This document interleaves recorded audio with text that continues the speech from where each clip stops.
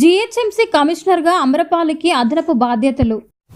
ప్రజావాణి పునఃప్రారంభం. రామోజీరావు మరణంతో స్వగ్రామంలో విషాద ఛాయలు. వరద నీరు చేరకుండా చర్యలు తీసుకోండి, సిఎస్ ఆదేశం. అంజన్న ఆదాయం 1.9 కోట్లు. చేపమందు కోసం నాంపల్లి ఎగ్జిబిషన్ గ్రౌండ్కు పోటెత్తిన ప్రజలు. చక్కెర వ్యాధికి చుక్కల మందు.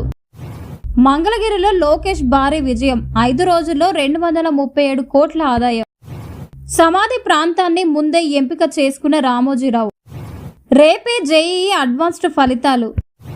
హైదరాబాద్లో 1,00,000 పైన కేజీ వెండి ధర.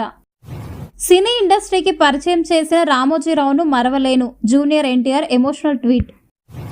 నింగి నుంచి నేలకు పసిడి ధర.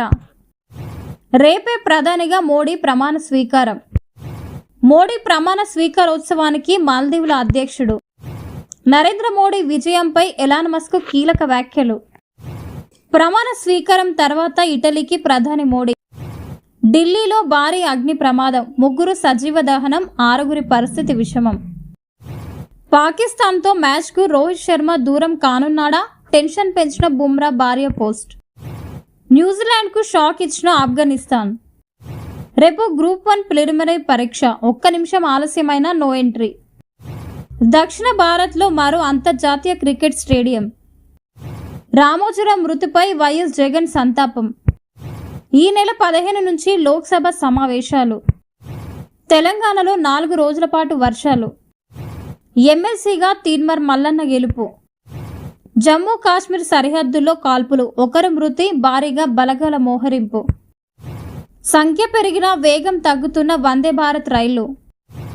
ఏపీలో జగన్ ఓటమిపై ఆర్ కృష్ణయ్య వివాదాస్పద వ్యాఖ్యలు.